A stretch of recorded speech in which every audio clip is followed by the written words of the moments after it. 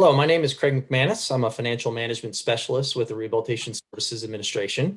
And our session today is going to discuss monitoring lessons learned from the past couple years of our Section 107 monitoring. I'm going to kick it off today, and I have a couple topics that I will be discussing. After that, the Fiscal Unit Chief, David Steele, will pick it up from there, and we'll continue discussing with some additional lessons learned throughout this process. So the main two areas that I'm going to be discussing today have to do with the Randolph-Shepard program. And we're going to split it into two areas. The first will be set aside funds that are used as match and maintenance of effort. And the second portion will be the acquisition of facilities and equipment under the Randolph-Shepard program. And I just want folks to know this is not a presentation that is intended to be a comprehensive training on the Randolph-Shepard program or the intersection with the VR program.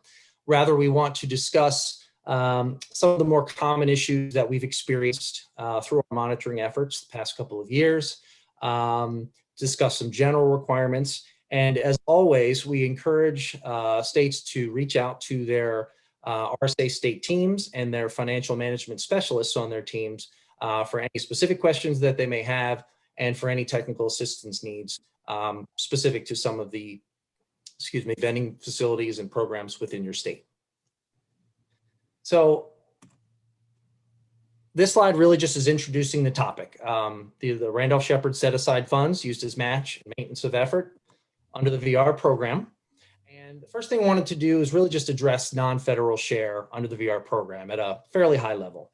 So the statute, the Rehabilitation Act, and the VR implementing regulations and RSA guidance force a few different things with relation to non-federal share. They require a minimum 21.3% non-federal share of the total VR program expenditures. They identify the various sources of match, which include the Randolph-Shepard set-aside expenditures for certain cost categories. And they also require a maintenance of effort, which is based on the total number of non-federal expenditures incurred under the VR program from all different sources. So during the monitoring, RSA has learned that agencies are not reporting all the allowable set-aside expenditures as non-federal share for match and maintenance of effort when applicable. And so to briefly go over what those would be, the Randolph-Shepard set-aside expenditures that will count as match maintenance of effort under VR include management services and supervision, acquisition of new or replacement equipment, and maintenance and repair of equipment. And so as we will discuss a little bit later in this webinar, in this training, agencies can also spend non-federal funds that don't count as set aside on certain costs that also count as match and maintenance of effort. So keep that in mind, and we'll discuss that a little bit later on in our presentation.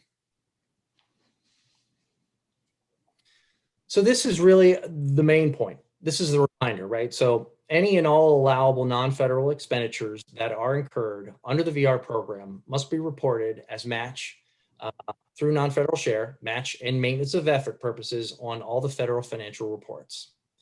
This includes your SF 425. This will include your newly implemented RSA 17. Okay, so now we're going to go into our next topic, which is the acquisition of facilities and equipment under the Randolph-Shepard program. The VR implementing regulations permit services to groups of individuals, which includes services to blind enterprise programs, which would include the Randolph-Shepard program. And the types of services that are included for the Randolph-Shepard program include the acquisition of vending facilities or equipment, your management services and supervision, initial stocks and supplies, and initial operating expenses up to 6 months. Over time, the policy guidance has also been expanded to permit costs for equipment maintenance and repair to be included as well. Now, VR agencies may spend their federal VR grant funds on these activities, but please recall that your set-aside funds may only be spent on some of these cost categories, and the allowable set-aside expenditures that count as match and maintenance of effort must be tracked and reported as such on the federal financial reports. Okay, let's talk a little bit about acquisition of vending facilities. Um, when you look at the Rehabilitation Act, the Randolph-Shepard Act, and the implementing regulations, there is no specific definition of acquisition of vending facilities or acquisition in general. If you look at the Education Department General Administrative Regulations, known as EDGAR, there is a definition for the term acquisition at 34 CFR Part 77. Specifically, it's 34 CFR 77.1C, which describes acquisition as taking ownership of property, receiving the property as a gift, entering into a lease purchase agreement, or leasing the property. And this definition includes the processing, the delivery, and the installation of the property. In addition, we can look at uniform guidance, and in 2 CFR 200.2, the definition of acquisition cost means the cost of an asset, including any costs that are related to readying that asset for its intended use.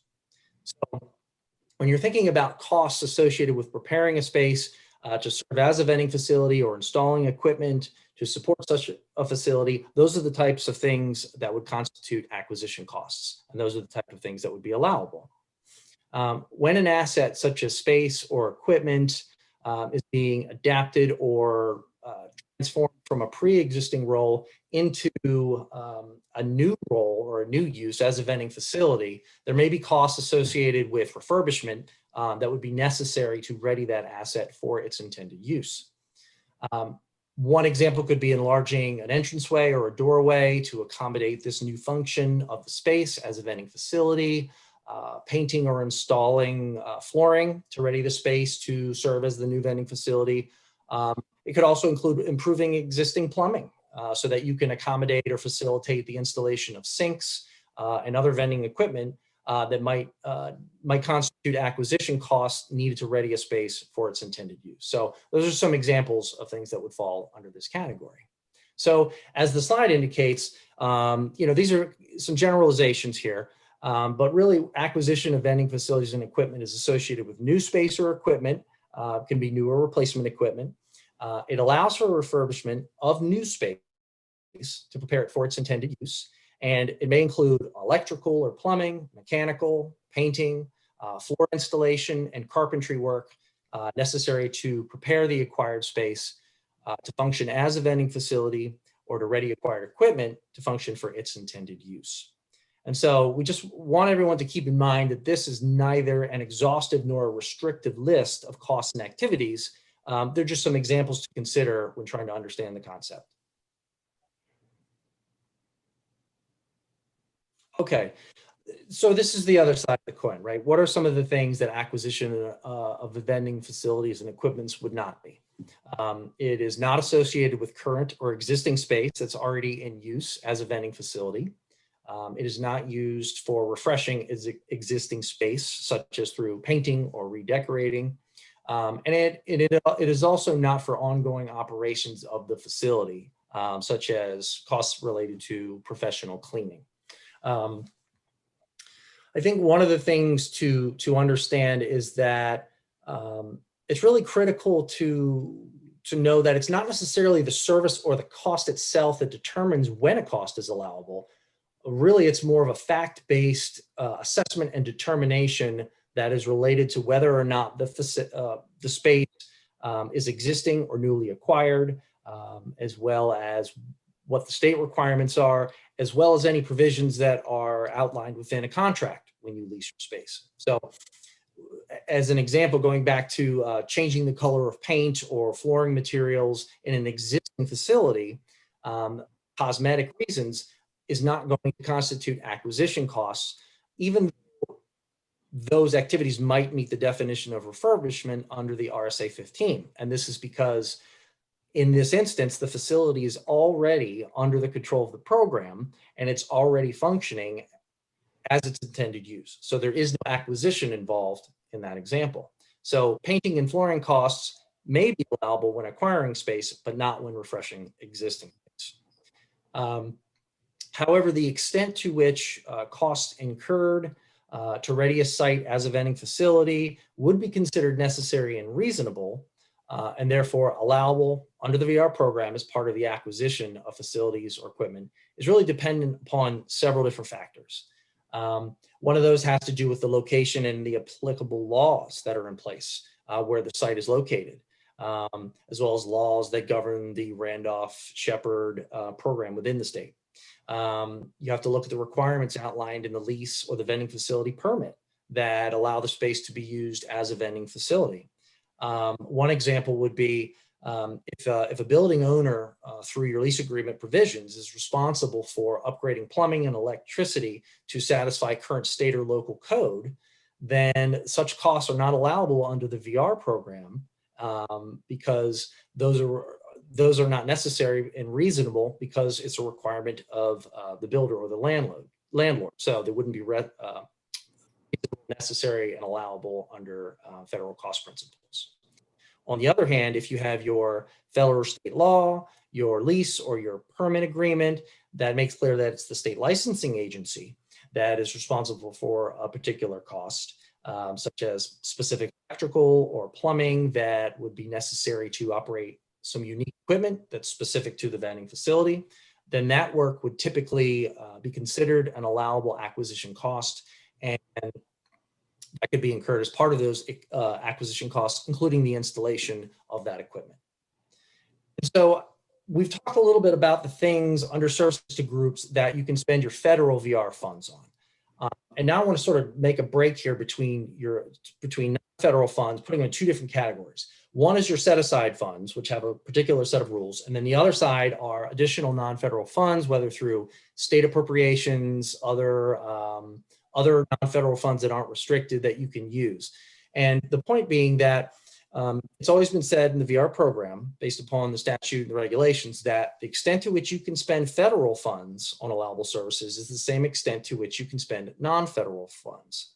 Again, we're talking about non-set-aside funds in this example. So what I mean is that agencies may have state appropriated funds that they spend on the similar type services we've been talking about in this section, and those would count as match and maintenance of effort for the VR program and should be reported as such. So those funds are spent on costs that are different than set-aside costs. Again, the reminder there is that costs are restricted based upon their statute, the regulations, and the guidance for what those can be spent on. And as a reminder, that includes management services and supervision, acquisition of new or replacement equipment, as well as the maintenance and repair of equipment. All right, this last slide here is really a set of reminders, things that we want folks to recall as or remember as they're going through the process. First one has to do with prior approval. Prior approval is required for capital expenditures that benefit the Randolph-Shepard program. They are not included in the OSHR's FAQ released in October of 2019. They cannot be included through an aggregate submission. They need to be submitted individually to the financial management specialist on your team. And it is important to submit those prior to making any obligations toward any of the work that would fall under this category of capital expenditures. Don't forget, states have to follow their procurement requirements as appropriate. And we cannot overemphasize enough the need to document this entire process, document your decisions, the prior approval, the processes that you go through, and the costs that you spend things on, just to make sure that as you're reporting non-federal and federal funds out on your 425s and your RSA 17, that you have the supporting documentation to put those in the appropriate categories and get credit for what you're spending your money on. And as always, we want you to contact your RSA state team and your financial management specialist with any specific questions that you have about projects in your state so that you can get the technical assistance that you need and move forward. So I want to thank you for taking the time out of your day to listen to this portion of the presentation. And now I'm going to turn it over to the Fiscal Unit Chief, David Steele, to go into some additional lessons learned for monitoring. Thank you. All right, well, thank you, Craig.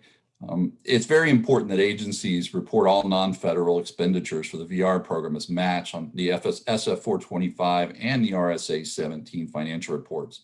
even if that amount exceeds the state's match or maintenance of effort requirement. And it's also important to keep reminding agencies that it applies to all VR expenditures, not just expenditures for the Randolph-Shepard program. As Craig mentioned, my name is David Steele, and I'm the unit chief for RSA's fiscal unit. And it's my pleasure to speak with you about 3 additional areas of common fiscal findings. The first 2 areas I'll discuss are personnel cost allocation and prior approval for direct charging administrative and clerical staff. The first question when we talk with agencies about their administrative clerical staff the first question we get is, what do you mean by administrative and clerical staff? Salaries for administrative and clerical staff are normally treated as indirect costs. Because at the core, most administrative staff indirectly support all sponsored projects and non-sponsored activities and are part of the indirect cost. Administrative and clerical salaries are salaries for supporting services that generally benefit department or agency activities or objectives, including functions such as clerical support, financial management, procurement of materials and services. These are staff who are providing services that benefit a variety of programs and cost centers within the agency. And it's typically very difficult to try to assign a particular amount of time to one specific program or cost center.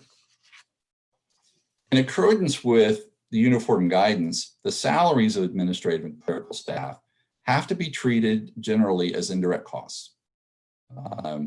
Direct charging of these costs is appropriate only if the following conditions are met. First is that the administrative and clerical services are integral to the project or activity. When we talk about integral, we're talking about integral as opposed to necessary to the overall operation of the agency and assignable in part to programs. So in other words, by integral, we mean that it's almost impossible to separate that individual's duties and functions from the program that they're serving, because what they're doing is integral to that project and activity's completion. The second condition is that individuals involved can be specifically identified with the project or activity. For example, Jane Doe, who works in accounts payable, only processes VR invoices. Her job description says that she only processes VR invoices, and her work is clearly identifiable as a VR function within the organizational structure. So as the result, she is defined as identified with that project or activity specifically, not with a broader indirect cost function. The third condition is that such costs are explicitly included in the budget or have the prior written approval of the federal agency. To prevent charging unallowable costs to the grant award, grantee internal controls must ensure that the staff positions that require prior approval are identified, prior approval to direct charge the salaries is obtained, and salary expenditures are monitored to ensure the prior approval isn't exceeded. The fourth condition is that the costs are also not recorded as indirect costs. You can't charge an employee's time as both a direct and an indirect cost. You need to be certain that if staff time is being charged directly to an award, the staff costs are excluded from indirect cost recovery. So if that staff person is working predominantly directly charging their costs to an award, you would want to make sure that the costs, if they're working, for example, we were talking about Jane Doe is working in the financial section, that she wasn't also being included in the indirect costs for the financial section of the agency or the services that are being provided. So again, you want to make sure there's a clear differentiation between the direct and indirect costs that are being charged. If staff are working on any other programs or grant activities that did not benefit the award, their salary costs may not be fully charged directly to the VR award. There's no minimum threshold under which staff can work on unallowable programs or activities and charge their entire salary to an award. The reason we're talking about personnel cost allocation is in part that when we go out to conduct monitoring, we'll frequently see where there's a VR director's salary that's charged 100% to the VR award. And this becomes problematic because there are very few instances when a VR director's salary could be charged fully to the VR award. When you think about it, VR directors work on multiple grant award programs and cost centers. We know they have the VR program, and if it's a blind agency or a combined agency, we know that they're also working on the OIB grant awards. Many of them have non-VR state programs or functions that they're also overseeing. And so their time is not being spent 100% on VR award activities, and therefore it's not chargeable. Additionally, many VR directors must also account for unallowable activities as part of their time. Working with the legislature or contacting the Hill to request a change to a federal legislation or to request additional money for VR would be considered lobbying on the federal level, and therefore would not be chargeable. That time wouldn't be to a federal award. So it's very important when you look at those staff that fall within that pool of administrative and clerical salaries and who's being charged 100% cost of the award, that you assess whether or not what they're doing is actually directly chargeable to the VR award. And if not, determine what's the appropriate method of cost allocation to ensure that it's proportional to the benefit received. As a reminder about submitting prior approval requests, requests for prior approval of administrative and clerical staff charges should be submitted to the agency's RSA financial management specialist 60 days before the start of the new federal fiscal year. This provides RSA sufficient time to respond to the requests and follow up with the agency in the event there are any questions. So if you haven't done it for federal fiscal year 2021, we're already behind the curveball. And I would encourage you to get that information to your financial management specialist as quickly as possible so that we can review it and approve it. But before you submit it, take time to review it and look at those individuals and then the staff and consider their functions. And note whether or not what they're doing is chargeable directly to the VR award. It can be charged 100% of their time, or whether what they're doing is more of an indirect cost function or needs to be cost allocated in some other methodology. And make sure that, again, any cost allocation plans or indirect cost rates have been approved by the cognizant agency. Next, I'd like to talk briefly about internal controls.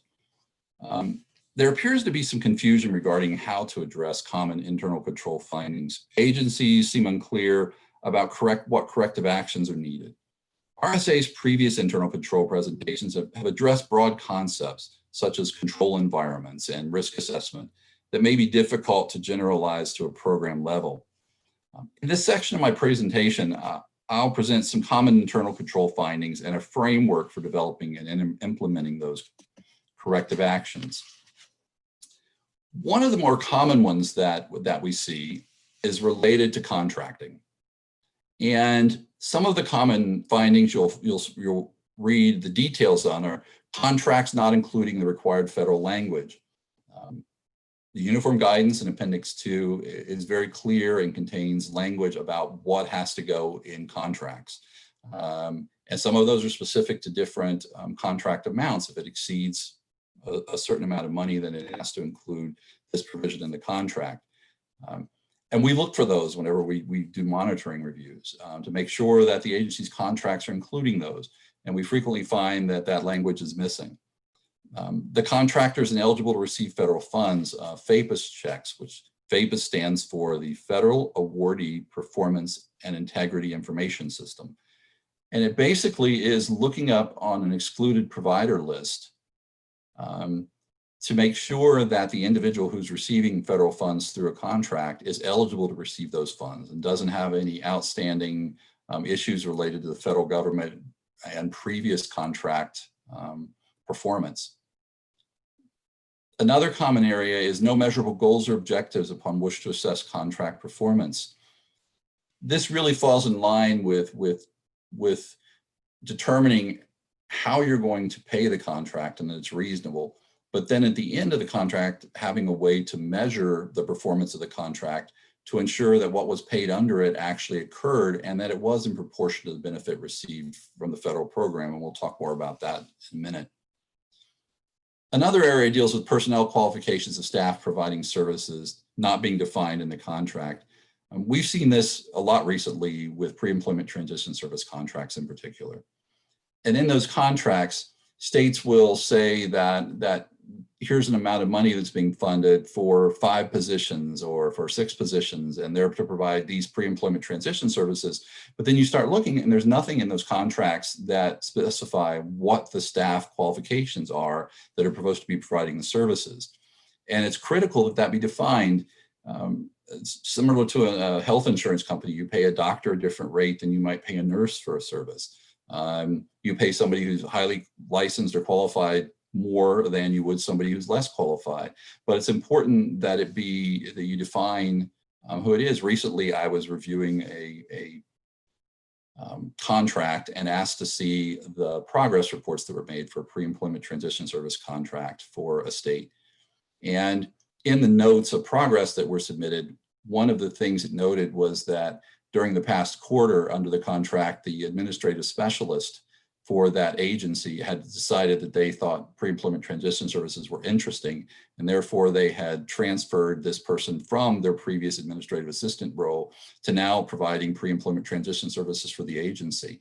And I asked the agency, basically, what were the criteria? What was this individual? And they said, well, typically they're teachers. Well, obviously this person wasn't a teacher, and there was nothing in their contract or any other guidance the agency had that specified what the criteria were for the individuals they were paying to provide pre-employment transition services.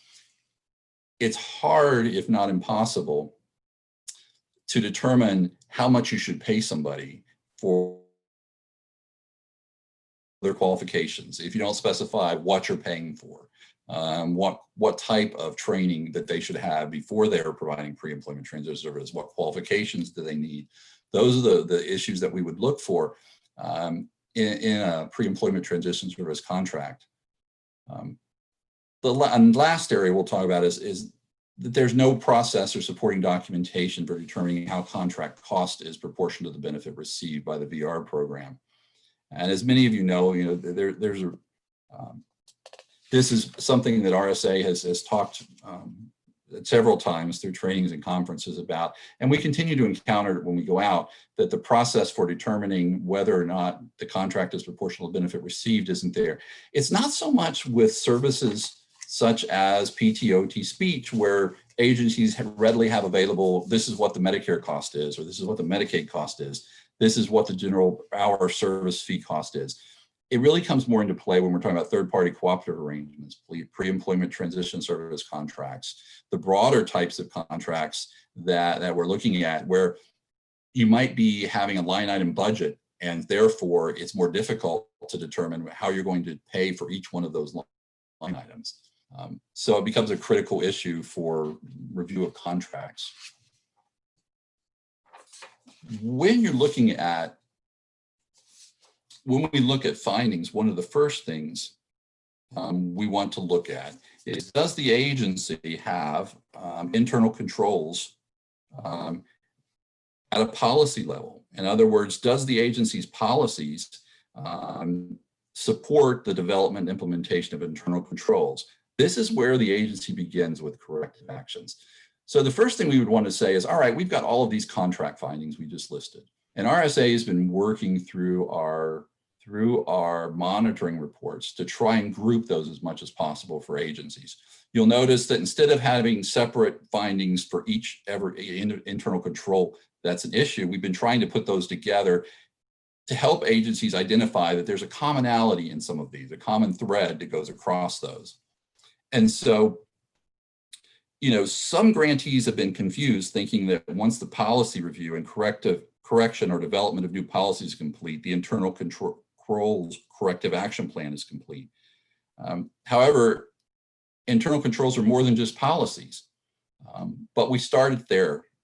So we're going to start with, do the agency's policies include the necessary requirements?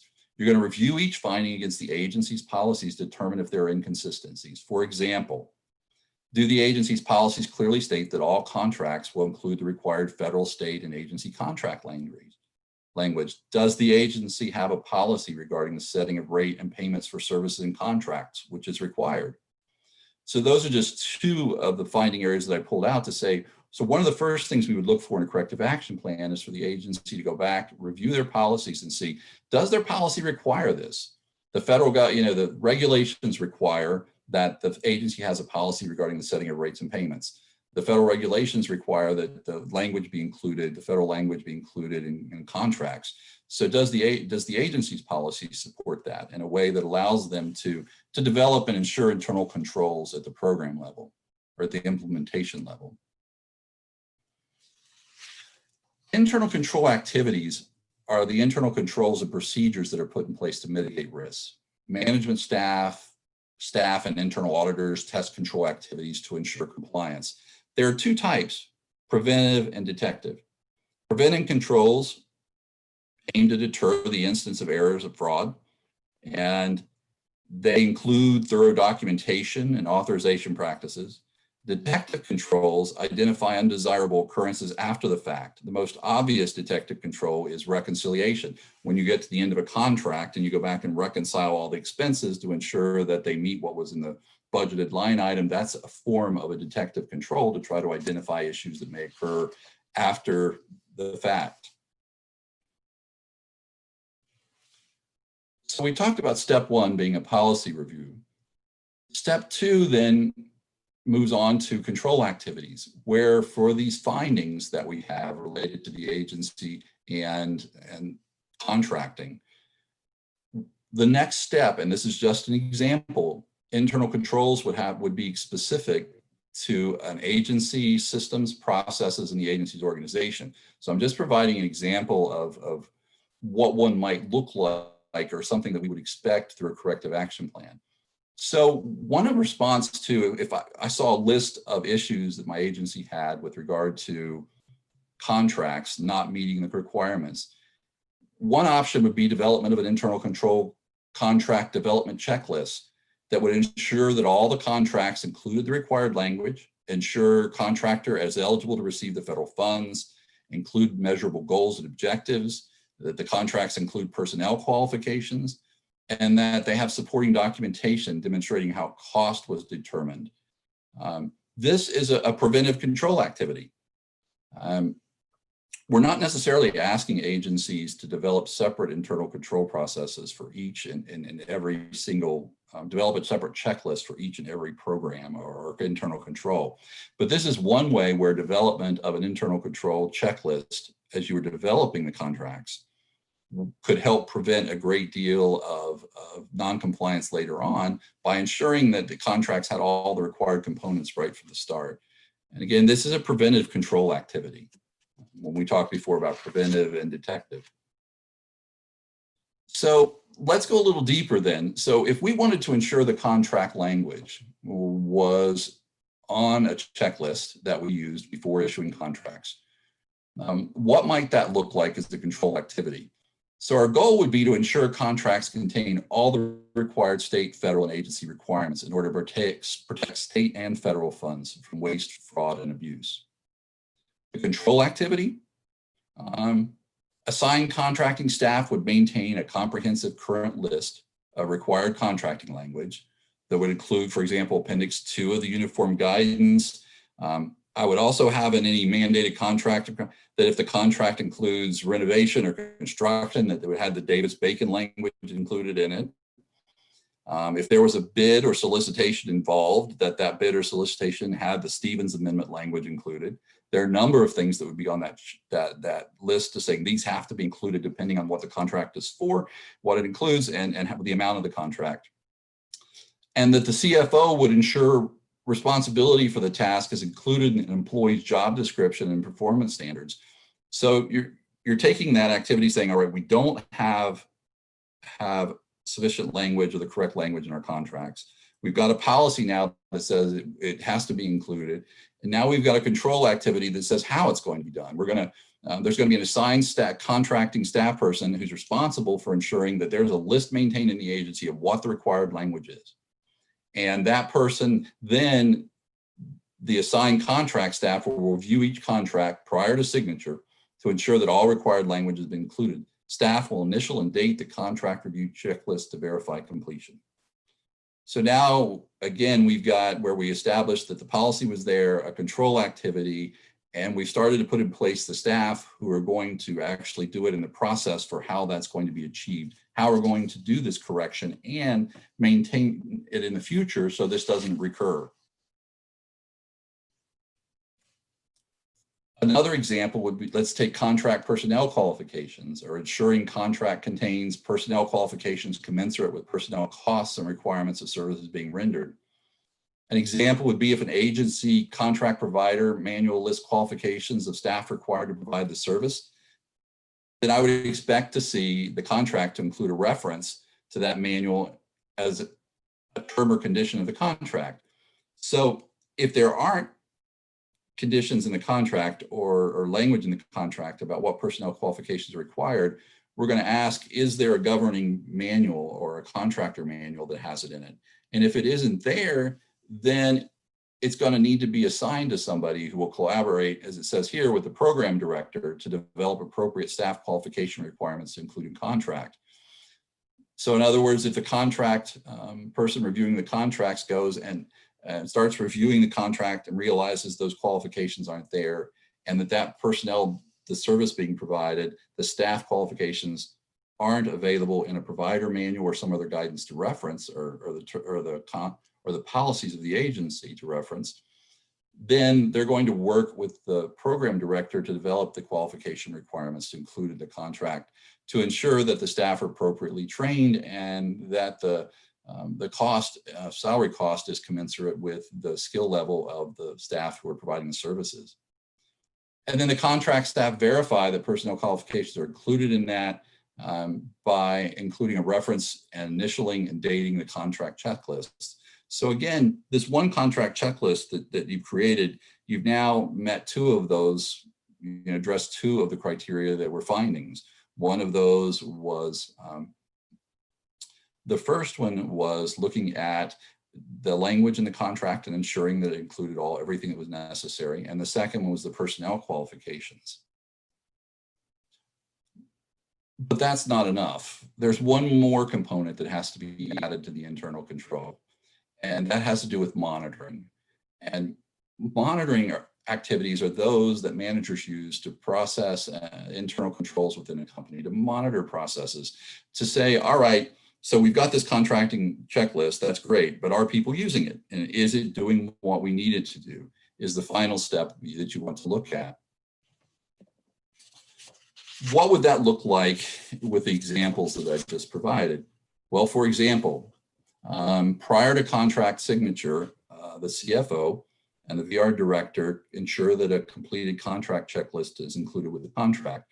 So the first check is going to be that both the CFO and the VR director know that when I get a contract to be signed, it should have included on a checklist that's been completed, so that I can verify that staff have ensured that they checked off that all of those things have been included.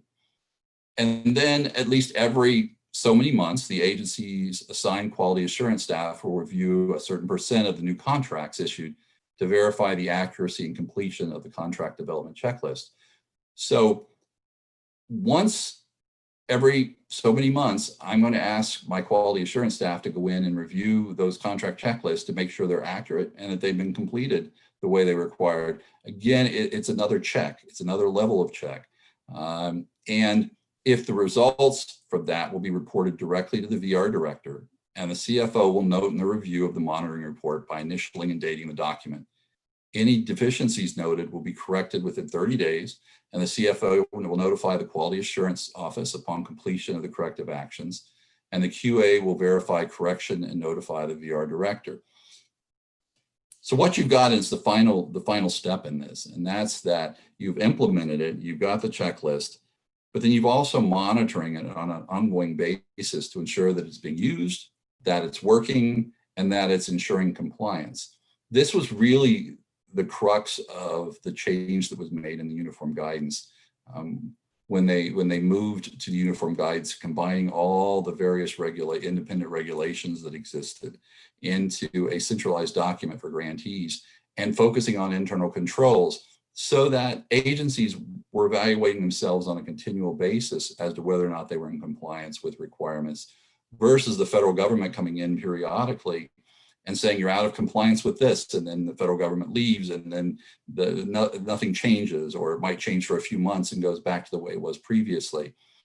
What they focused on was ensuring that states implement systems of correction, and those internal control processes are necessary in order to ensure that those corrections are maintained within the state's systems. So for when looking for internal controls, corrective action plans, RSA looks for a review of policies and procedures to determine if the requirements supporting the internal controls are included.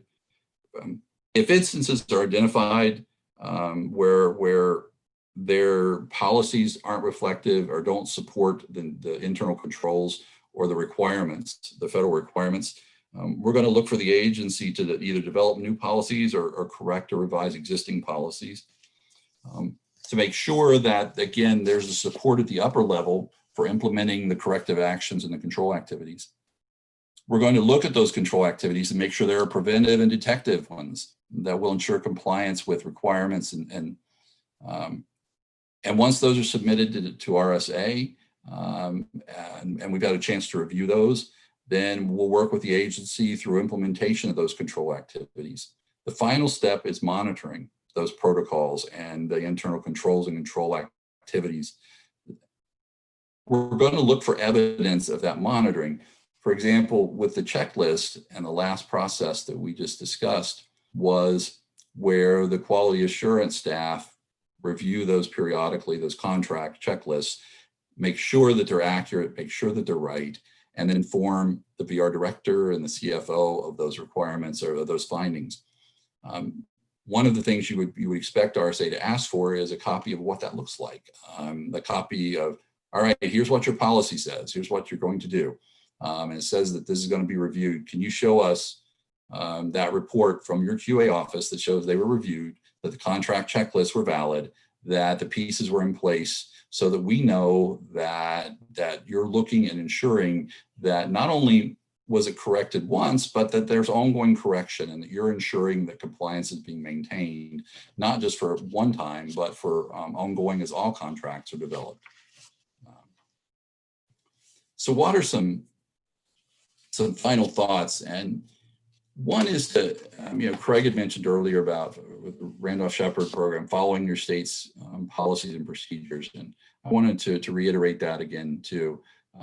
With contracting policies, it's very important to follow your state's contracting policies and procedures. It's surprising sometimes when we'll talk with states and we've gone on and searched the website about their contracting policies and pointed out to things they didn't know.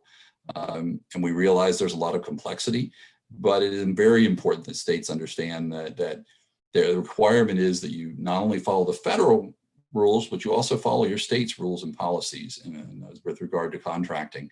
And knowing what those are, knowing when bids are required, knowing what contracting language is required is critical, so that you can include those in your contract checklist to ensure that the state language is there as well. The next note I'd like to talk about is just ensuring contracts, especially those for pre-employment transition services, include the contractor's reporting of expenses and services provided by participant that will permit the agency to report the required financial and performance data. One of the things, another thing we've noted with regard to pre-employment transition service contracts, besides I was talking earlier about staff qualifications and unclear really service expectations, as far as the services aren't very well defined to know what's being provided in those contracts. An additional area is just ensuring that it's very clear what data the contractor is responsible to provide back to you, and so that it gets reported appropriately, whether it's the RSA 2, the RSA 17, or the RSA 911. It's that information, especially with the RSA 911 for pre-employment transition services, has to be reported back by participant in the RSA 911. So it's critical that you be able to assign that to costs, determining how much cost, what's the cost for providing a service to an individual.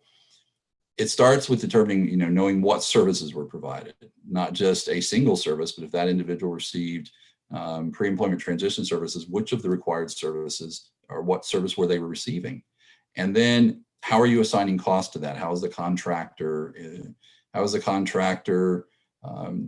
accounting for costs in a way, and the services that permit you to be able to go back to your payment and determine X amount was for this individual to receive services, and report that on your RSA 911.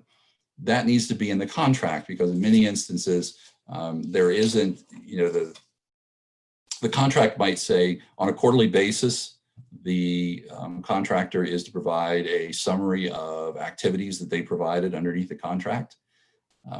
That's likely not enough for the RSA 911 to just say we provided 80, 90 students X service, we provided this many students, without being able to know what that student, who that student was, and what specific services they were provided. You're not going to be able to report on the RSA 911 the way that's required. And so, again, it starts with that development of the contract and ensuring that all those pieces are in place, and that the criteria that you need for data, the criteria you need for personnel, the other standards are in place. I think that'll make it a lot easier as you move through the contract performance period, and then start to assess on the other side the performance of the contract once it's underway, or once it's even been completed. Just like we talked about a contracting checklist for pre-contract activities, I also think I could see one for post-contract activities, or afterwards for monitoring, a monitoring checklist that would be part of it. And also one for closeout of the contract, ensuring that all the invoices had been paid, and that you had all performance reports that were required under the contract, that you were able to document the services were provided. So that, again, sometimes when agencies talk with us about corrective action plans, they're thinking that the only thing we need to do is revise our policy. That when you say internal controls, we just go back and update our policy to reflect the language that you wrote in the compliance section of the report, and we're done with it. But what we're looking for is more than that in internal controls. We're looking for not only the policy piece, but we're also looking for those control activities, and we're also looking for the monitoring component. So all three of those have to come into play in order for us to say, yeah, we can close out this internal control activity or finding, and know and be assured that the agency is not only currently in compliance, but will continue in compliance throughout the period of the award and future awards as well. As Craig had mentioned earlier, we're certainly available in the fiscal unit to assist with agencies. We recognize that there's a lot of complexity in knowing what contract language to include at the federal level, and what might be required as far as that's concerned. Please feel free to reach out to us. That's why we're here. We appreciate all you do for individuals with disabilities, and our goal is to make sure that through contracting and other processes and internal controls, that money is being used for people with disabilities in the best way possible and most efficient way possible to enable them to achieve employment. So thank you, and I hope you enjoy the rest of the conference. Have a good day.